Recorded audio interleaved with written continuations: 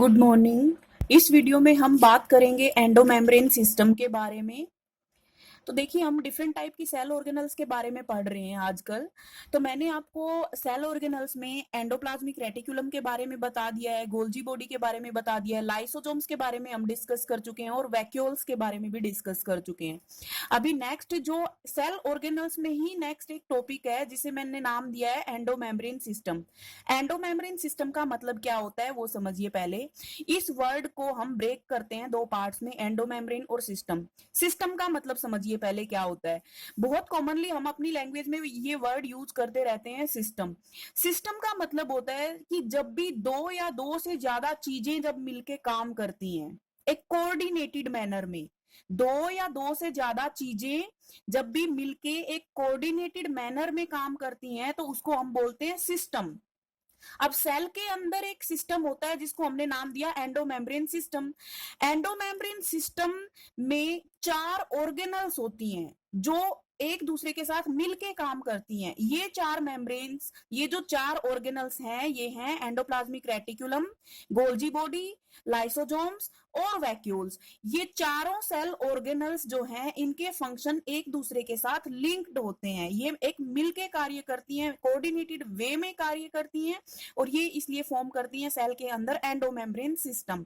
अब ये चार ऑर्गेनल्स का जो फंक्शन है वो किस तरीके से एक दूसरे से रिलेटेड है, किस तरीके से एक दूसरे से लिंक्ड है, वो मैंने यहाँ समझाया हुआ है। वो आप देखिए कि कैसे रिलेटेड है। हमने एंडोप्लाज्मिक रेटिकुलम के बारे में जब पढ़ा तो हमने बताया कि एंडोप्लाज्मिक रेटिकुलम दो तरह का होता है, रफ एंडोप्लाज्मिक रेटिकुलम और स्मूथ एंडोप्लाज्मिक रेटिकुलम।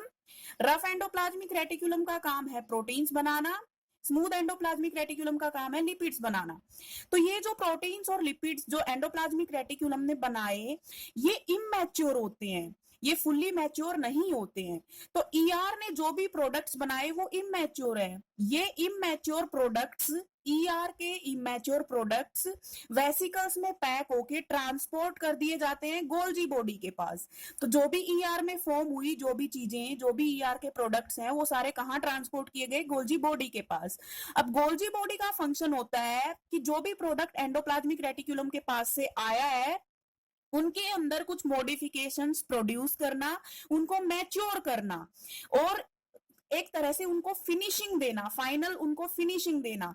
तो गोल्जी बॉडी जब अपना काम कर लेती है, उन प्रोटीन्स और लिपिड्स को मॉडिफाई करके उनको मैच्योर फॉर्म में कन्वर्ट कर देती है, तो वो फिर से पैक किए जाते हैं वेसिकल्स में।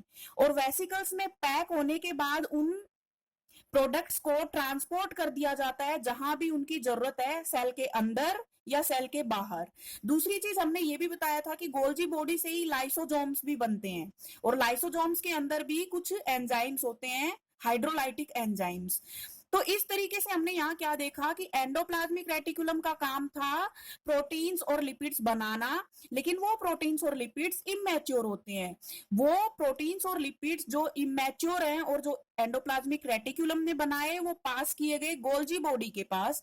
गोल्जी बॉडी का काम है उन प्रोटीन्स और लिपिड्स को मैच्योर करना, उनको मॉडिफाई करना और बाद में उनको पैक करके उनको अपनी डेस्टिनेशन तक पहुंचाना, सेल के अंदर भी या सेल के बाहर भी, कहीं भी जहां भी उन प्रोडक्ट्स की रिक्वायरमेंट है वहां उनको पहुंचाना। तो इस तरीके से पहले कार्य किया ईआर ने। ईआर के प्रोडक्ट्स गए गोल्जी के पास, गोल्जी ने उन प्रोडक्ट्स को फाइनल शेप दी, उनको एक तरह से फिनिशिंग दी, उनको मॉडिफाई किया, उनको मैच्योर किया और उनको पैक करके या तो लाइसोसोम्स बना दिया या उनको पैक करके सेल के अंदर या सेल के बाहर जहां भी उनकी रिक्वायरमेंट है वहां उनको ट्रांसपोर्ट कर दिया।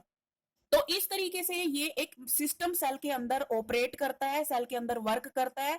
इस सिस्टम को हमने नाम दिया एंडोमेम्ब्रेन सिस्टम। सिस्टम का मैंने मतलब आपको समझा दिया है कि दो या दो से ज्यादा चीजें जब मिलके कोऑर्डिनेटेड मैनर में काम करें तो उसको सिस्टम बोलते हैं। और एंडोमेम्ब्रेन इसलिए बोल रहे हैं, एंडो मतलब अंदर और मेम्ब्रेन मतलब मेम्ब्रेन्स का सिस्टम है। ये हमने पढ़ा था कि ईआर, गोल्जी ये सब क्या है, मेम्ब्रेनस नेटवर्क ही तो होते हैं।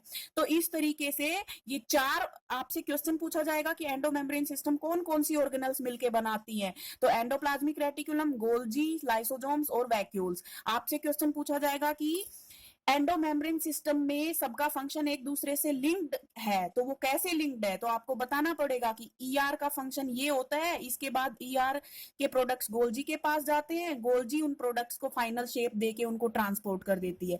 और आपसे क्वेश्चन इस तरीके से भी पूछा जा सकता है कि एंडोमेम्ब्रेन सिस्टम को हमने एंडोमेम्ब्रेन सिस्टम नाम क्यों दिया, तो इसलिए नाम दिया क्योंकि ये जो चारों ऑर्गेनल्स हैं इनके फंक्शन एक दूसरे से रिलेटेड होते हैं, इसलिए हमने इन चारों ऑर्गेनल्स को कंबाइंड फॉर्म में क्या बोला, एंडोमेम्ब्रेन सिस्टम।